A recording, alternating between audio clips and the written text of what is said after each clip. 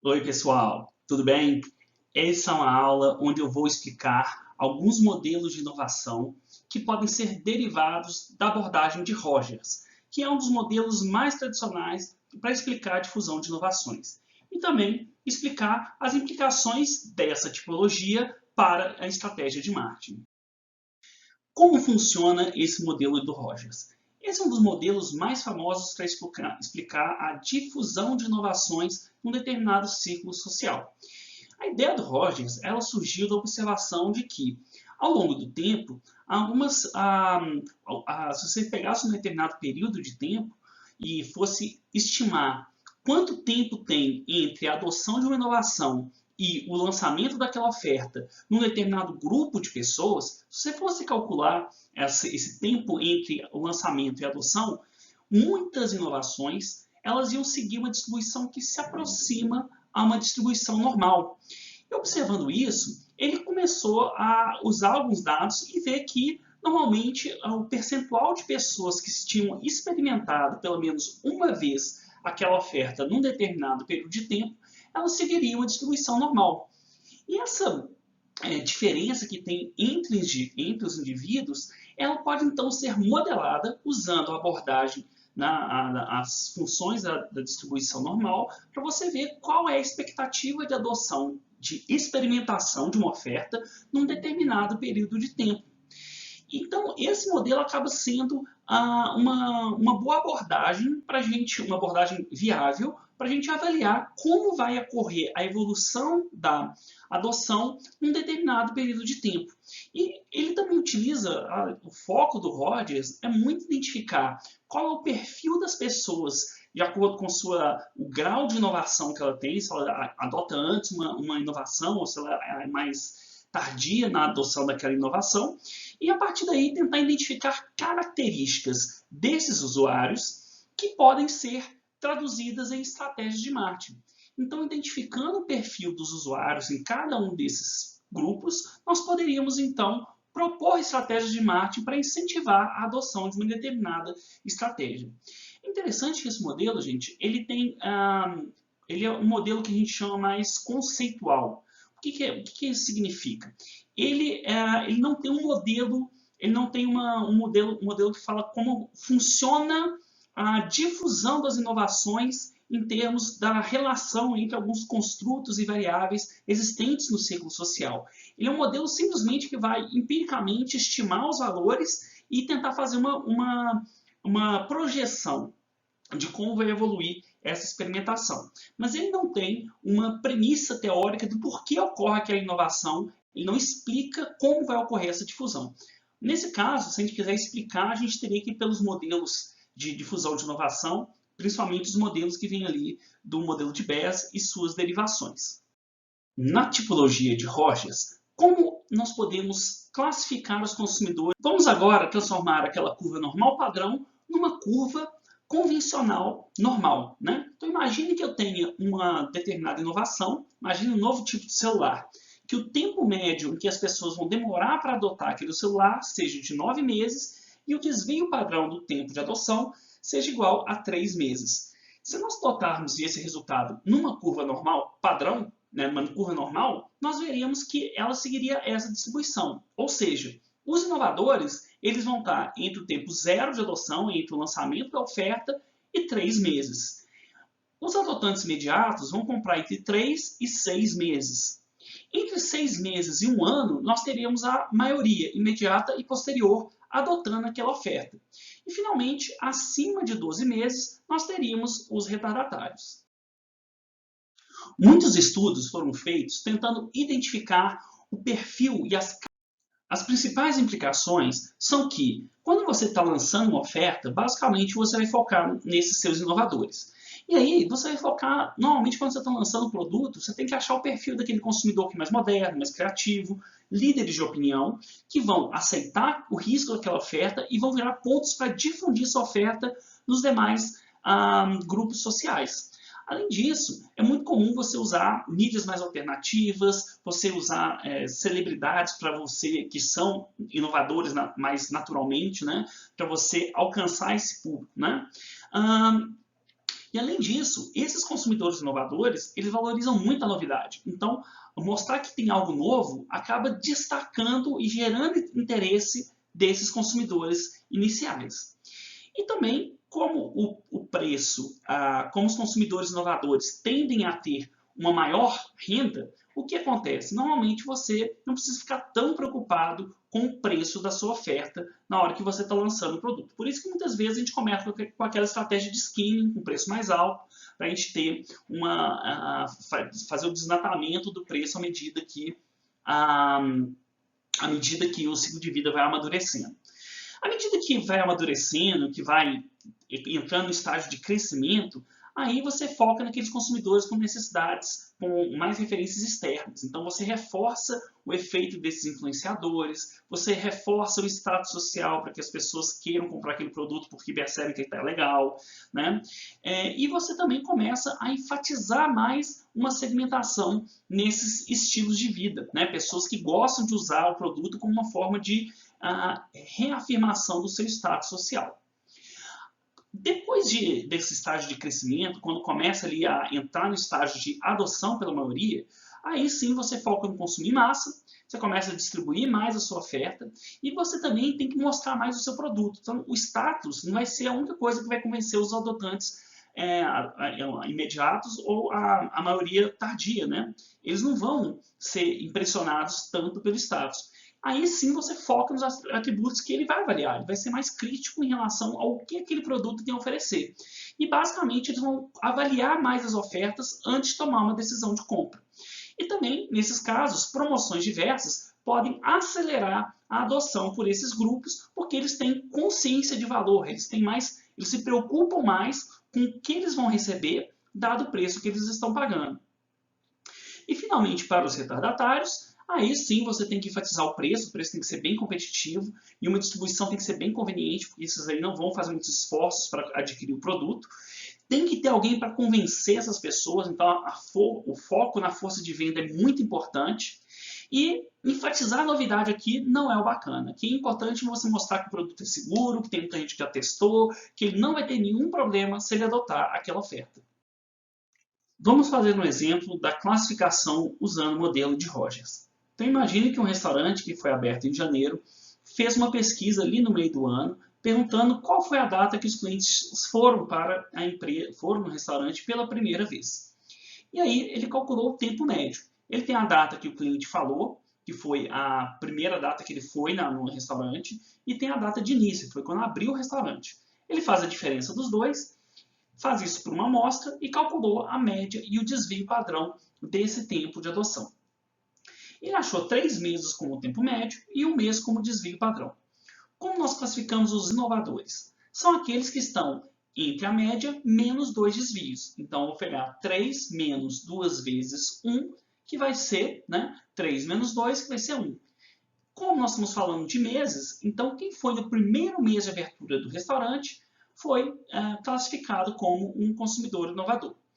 Um adotante imediato, ele está ele é superior a esses 2 desvios, menos 2 desvios padrão, no caso da classificação, e vai até menos 1 desvio em relação à média.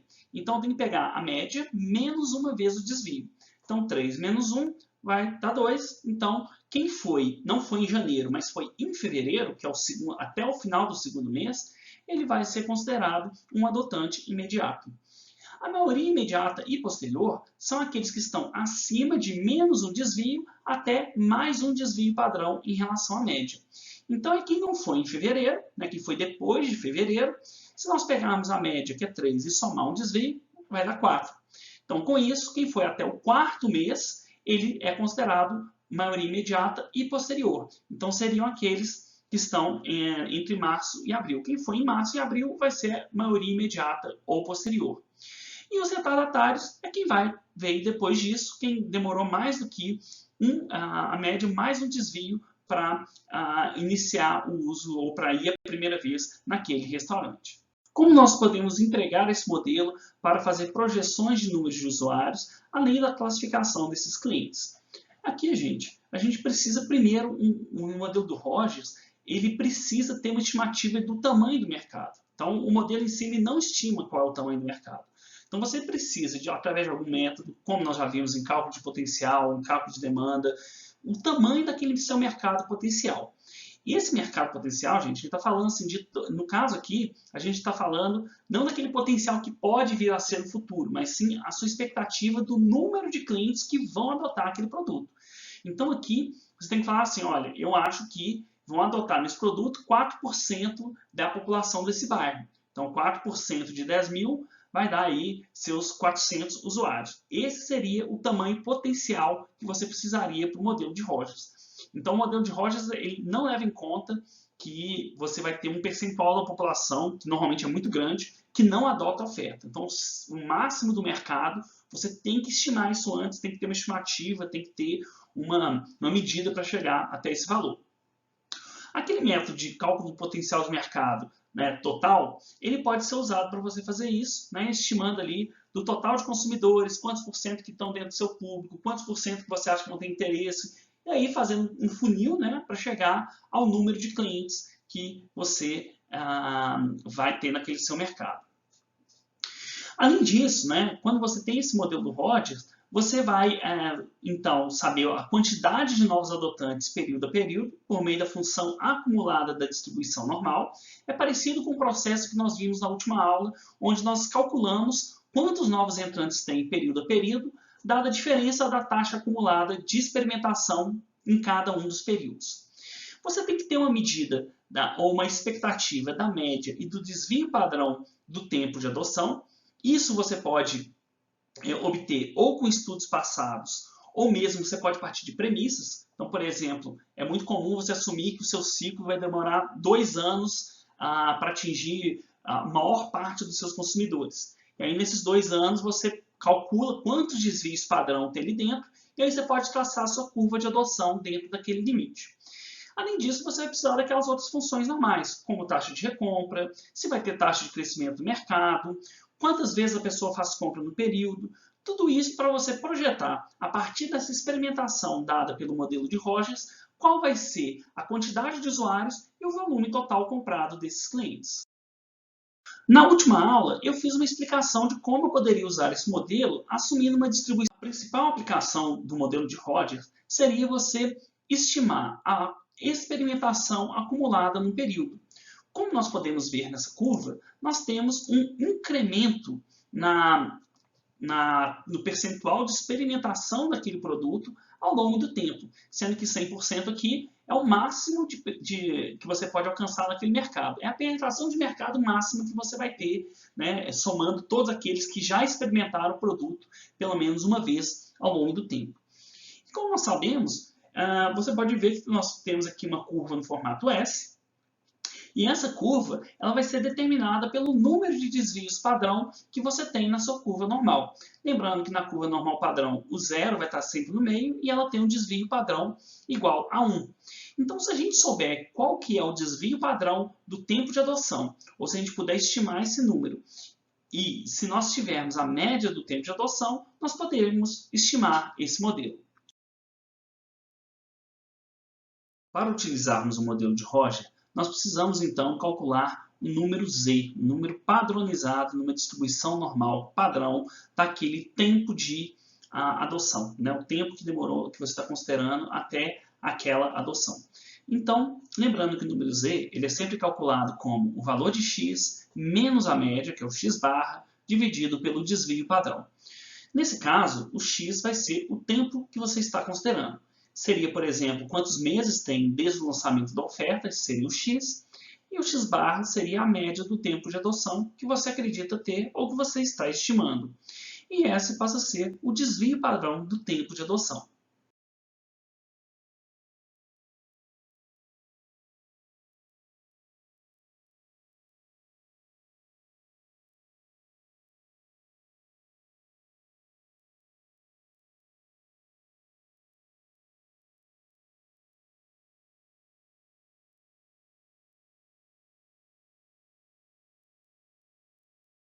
Além de usar a tabela da distribuição normal, você pode usar várias ferramentas, como por exemplo o Excel, para calcular tanto o número padronizado, usando essa fórmula padronizar, ou você pode usar a distribuição normal para você calcular a probabilidade acumulada daquela distribuição normal Z que você calculou, ou mesmo você pode achar a inversa da distribuição normal. Por exemplo, você quer saber qual é o número Z que corresponde a 90% de adoção do seu produto. Nesse caso, você usaria a fórmula do INV norm P, que daria, então, você colocaria a probabilidade, que é o percentual acumulado, para saber qual é o número Z correspondente.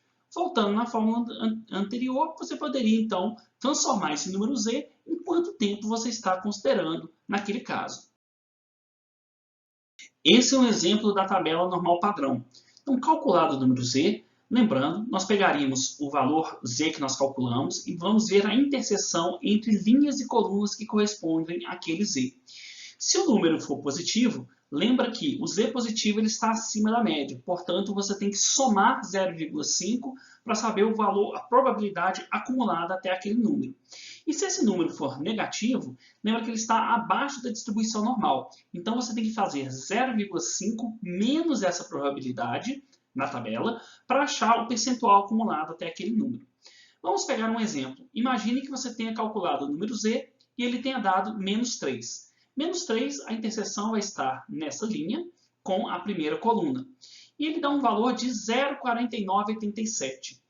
Como isso é um número negativo, a gente está falando de menos 3, então como seria o percentual acumulado? Seria 0,5 menos 49,87, que vai dar 0,13%. E quantos por cento eu teria acumulado se eu tivesse um Z igual a 2?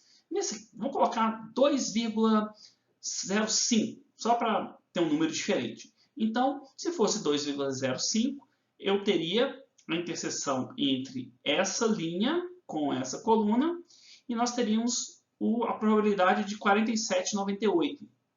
Como ele está um número positivo, ele está acima da média, você tem que somar 0,5 a esse número para chegar ao percentual acumulado. Então, 0,5 mais 0,4798 vai dar 0,9798. Ou seja, com Z igual a 2,05, nós teríamos 97,98% de taxa de experimentação acumulada até aquele período. Esse é um exemplo da aplicação desse modelo. Imagine que o tempo médio de adoção de uma empresa que vende celulares, o tempo médio seria de 12 meses e o desvio padrão seria de 4 meses. Se a gente assumir o modelo do Rogers, que é uma distribuição normal, qual seria a experimentação de mercado dentro daquele potencial que você calculou com 16 meses? Calculando o número Z, nós teríamos 16 menos 12, 16 menos a média, dividido pelo desvio padrão. 16 menos 12 vai dar 4, 4 dividido por 4 vai dar 1. Se nós olharmos na tabela da distribuição normal Z, esse número vai dar uma probabilidade acumulada de 84,13%, que é justamente o que nós vemos aqui. Se nós fizermos a interseção do número Z, que deu exatamente 1, ele dá 34,13. 34,13 mais 0,5 vai dar 84,13. Ou seja, 84,13% daquela população teria experimentado o produto ao menos uma vez até o período de 16 meses. De posse de um modelo de evolução da taxa de experimentação, nós poderíamos usar um exemplo do celular. Imagine que o mercado potencial fosse de 10 mil clientes. E quantos novos experimentadores nós teríamos período a período? Para isso, nós temos que fazer a diferença.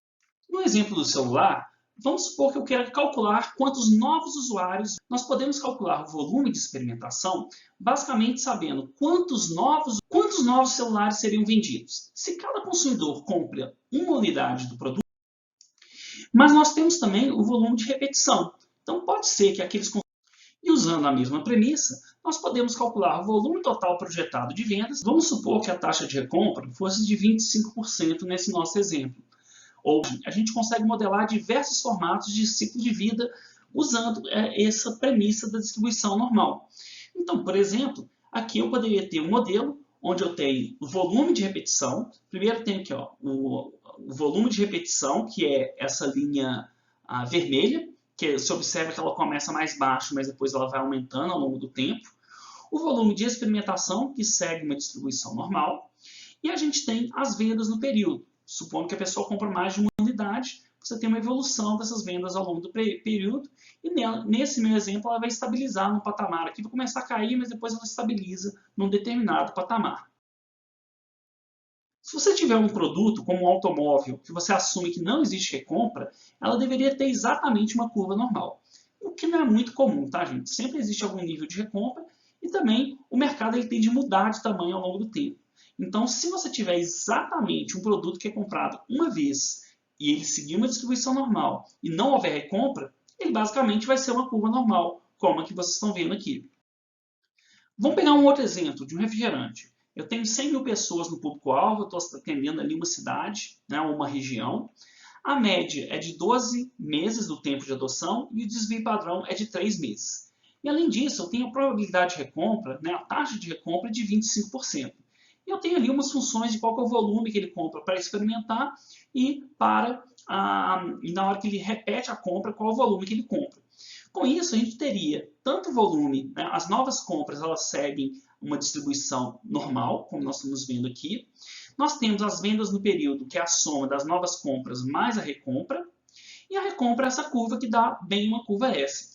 Quando a gente soma essas duas curvas aqui, nós temos as vendas no período que começa crescendo, chega a um ápice, depois cai um pouquinho e vai estabilizar de acordo com a taxa e com o volume de repetição. Um outro exemplo, imagine que eu tenho um mercado, que eu tenho ali um potencial de 100 mil clientes para adotar aquele produto, tem uma recompra baixa daquele produto, 5% das pessoas recompram aquele aparelho celular ao longo do tempo, então a taxa pequena, só que o mercado também cresce 3%, ou seja, a cada período mais pessoas entram nesse mercado. Se você modelar essa taxa esse modelo com esses parâmetros, a gente vai ter uma curva mais ou menos nesse formato, que ela inicia, então aqui a taxa de recompra inicia bem baixa e depois vai aumentando. Você tem as novas compras, que elas vão subindo, mas num valor mais baixo, e já vão caindo ali na hora que você está afastando da média do tempo de adoção. E você tem as vendas no período, que é a soma dessas duas, começando seguindo uma curva não tão forte assim, e depois ela chega a um ápice e ela vai estabilizar e depois vai caindo. Nesse ciclo de vida ele vai chegar fatalmente até um valor que vai ser bem próximo de zero, dado que a taxa de recompra é muito baixa. Na verdade, ele vai chegar a 5% desse total de mercado aqui, vai ser quando ele vai estabilizar nesse valor lá no infinito, na verdade. Um tempo muito distante, ele teria uma recompra de 5%. E como nós estimamos os parâmetros do modelo de Roger? Bom, basicamente a gente pode partir de premissas no primeiro momento. Então você pode, por exemplo, dizer que você acredita ou você sabe que aquele ciclo de vida, até atingir toda aquela população-alvo, ele vai demorar, por exemplo, 24 meses, e aí você faz uma premissa de quantos desvios padrão existem ali dentro. 24 meses é a amplitude da sua curva total. Se você disser que nessa amplitude da curva de 24 meses tem, por exemplo, 6 desvios padrão, 3 abaixo da média e 3 acima da média, qual seria o valor do desvio padrão? Seria 24 dividido por 6, que vai dar 4. E qual que é a média do tempo de adoção? Quando você tem a curva normal, ela está sempre no meio, né? A média está sempre no meio desse tempo, é uma curva simétrica. Sendo assim, se você tiver um período de 0 até 24 meses, a média vai ser justamente a metade desse ciclo de adoção. Tem formas de você calcular de outras maneiras também, e o número de desvios padrão que você vai acreditar que existe ali vai influenciar a forma da sua curva. Se você tem poucos desvios padrão, basicamente a sua curva ela não vai ter um crescimento exponencial, ela vai ser quase que uma relação linear. Então, se colocar, por exemplo, 2 desvios dentro desse intervalo de 24 meses, ela vai começar alta a curva e vai crescer basicamente uma linha reta. Não vai ter muita diferença. Agora, se você coloca, por exemplo, 8 desvios dentro desse intervalo, 12 desvios, então você teria 24 dividido por 12, por exemplo, que vai dar 2. Então, seu desvio padrão sendo 2, vai demorar muito para começar a vender o seu produto. É como se fosse um produto que vai demorar as pessoas a aceitarem, mas na hora que eles aceitarem, vai ter um crescimento super rápido. É como se fosse um modismo. Então, um produto que segue modismo, ele normalmente tem muitos desvios padrão, ele demora a ser aceito, mas na hora que ele é aceito, ele cresce muito rápido e já chega um ápice. Se a taxa de recompra for muito baixa, ou taxa de repetição, na mesma velocidade que ele vai subir, ele vai cair também. Além disso, você pode ir experimentando com os produtos atuais, mês a mês, e calculando o tempo médio. É possível estimar isso, seja matematicamente ou estatisticamente, para fazer isso. E além disso, você tem modelos. Você pode modelar esse seu ciclo de vida. Se você souber qual é o máximo do mercado, né, qual é o tamanho daquele mercado, uma estimativa razoável, você poderia estimar qual é o tempo médio e o desvio padrão, usando até mesmo modelos preditivos, que inclusive controlam por outras variáveis. Você pode colocar ali, por exemplo, quantas lojas você tem, quantas pessoas têm na sua página no Facebook, na sua página no Instagram, e usar isso para prever como esses demais fatores, junto com o tempo, explicam a adoção daquele seu produto. O modelo básico que eu apresentei para vocês, ele é basicamente originário daquele modelo do Ferris que eu apresentei para vocês. Então a ideia é você ter um volume, um produto que as pessoas experimentam e depois podem adotar ou não, e quando elas adotam, elas passam a recomprar aquele produto. Mas você pode aplicar essa ideia da taxa de experimentação também em modelos relacionais, onde em vez de você ter o produto, você vai ter a retenção do seu cliente ou a probabilidade dele fazer uma compra naquele período. Você também pode usar essa taxa de experimentação com a função do funil, como eu mostrei anteriormente. Por exemplo, o funil seguindo alguma característica do funil seguindo uma distribuição normal, o seu ciclo de vida também vai seguir essa forma de uma curva S acumulada ao longo do tempo. Além disso, outros fatores, como a taxa de crescimento de mercado, podem ser considerados. Por exemplo, novos consumidores passando a usar celulares, então isso aumenta o tamanho de mercado. Ou mesmo a taxa de abandono, pessoas que estão no mercado e que não continuam mais naquele mercado de um período para o outro. Usando esses modelos, a gente pode criar diferentes formas para projetar a evolução do ciclo de vida e como que a gente adapta a nossa estratégia, projetando a partir de premissas, na maior parte das vezes, como vai evoluir as vendas de uma empresa. Uma das grandes limitações do modelo do Rogers é que ele é um modelo quase que empírico, né? A gente observa os dados, a gente faz premissas e a partir dessas premissas a gente pode tentar modelar essa experimentação do produto ao longo do tempo. Mas ele não tem ali um mecanismo de explicação do porquê ocorre essa difusão de inovações. Alguns autores, principalmente o autor chama Bess, na década de 60 ele propôs um modelo que, a partir de como as pessoas influenciam as outras e o quanto as outras pessoas aceitam essa influência, o quanto que isso iria levar à difusão de uma ideia no meio de um ciclo social. Então ele propôs um modelo que ele coloca explicitamente uma premissa do funcionamento ou da probabilidade de uma pessoa ser influenciada pela outra e a partir daí adotar uma inovação e também a probabilidade ou percentual de pessoas que adotam uma inovação sem qualquer tipo de influência pessoal. A partir de um modelo simples, com base nessas duas premissas, ele poderia projetar também a evolução desse ciclo de vida. Atualmente, existe uma série de outros modelos, dezenas de outros modelos, que consideram diversas outras variáveis na difusão de inovação. Mas a premissa básica é sempre essa de que as pessoas são influenciadas internamente ou externamente para adotar uma determinada inovação. Esse produto, esse modelo, então, ele é muito importante porque ele modela especificamente, de maneira específica, o papel do status social na adoção de uma inovação. E, além disso, é um modelo que considera melhor o porquê que vai ocorrer essa difusão no formato de uma curva S ou vários outros formatos que esses modelos podem permitir uma projeção. O modelo de Bess é baseado em três grandes parâmetros. O primeiro é o índice de inovação, que é o percentual de pessoas de um grupo social que adota a inovação sem ser influenciado por outras pessoas. O segundo parâmetro é o índice de imitação, que representa o percentual de pessoas que adotam uma inovação devido a influências externas. E, além disso, a gente tem o tamanho do mercado. Se a gente souber qual é o ponto inicial dessa nossa curva e souber qual é a taxa de imitação e a taxa de imitação, nós podemos usar o parâmetro do modelo de Bess para a gente projetar como vai ser a difusão daquela inovação num determinado ciclo social. Esse modelo ele tem a vantagem em relação ao modelo do Rogers, porque você consegue estimar esse modelo. E, além disso, ele apresenta várias outras derivações, que são modelos adicionais, que permitem você considerar variáveis especiais, por exemplo, sua presença no ponto de venda, quanto você investe em comunicação, qual é a natureza da competição que existe naquele setor. Então, existem modelos específicos que são as derivações e outros modelos que foram originados dessa premissa de que as pessoas adotam inovações a partir de uma influência externa ou interna, e com isso você conseguiria modelar com uma abordagem onde você explica a razão do porquê ocorre essa difusão de inovações numa forma de interação social. Então, esse modelo é muito utilizado, ele é bem mais complexo matematicamente do que o modelo do Rogers, que parte da premissa de um modelo de uma distribuição normal. Além disso, ele não é um modelo empírico, você simplesmente observa os dados, ele tem uma teoria por trás e essa teoria tem uma razão, tem uma explicação por trás de como se dá essa difusão de inovações. Não vou apresentar aqui a construção do modelo, porque ele é bem mais complexo a sua elaboração, mas existem artigos especializados e até alguns modelos no Excel que a gente consegue modelar essa abordagem.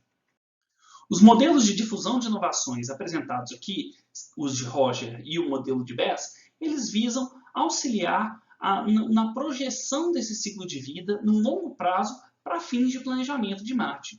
Em grande parte das vezes a gente parte de premissas, a partir de alguns casos a gente poderia também ter alguns dados para estimar esses modelos, mas a partir dessas premissas construídas, nós poderíamos ter um planejamento de como serão nossas ações ao longo da evolução desse ciclo de vida, em que momentos você deve mudar a estratégia e adotar determinadas premissas operacionais ou táticas.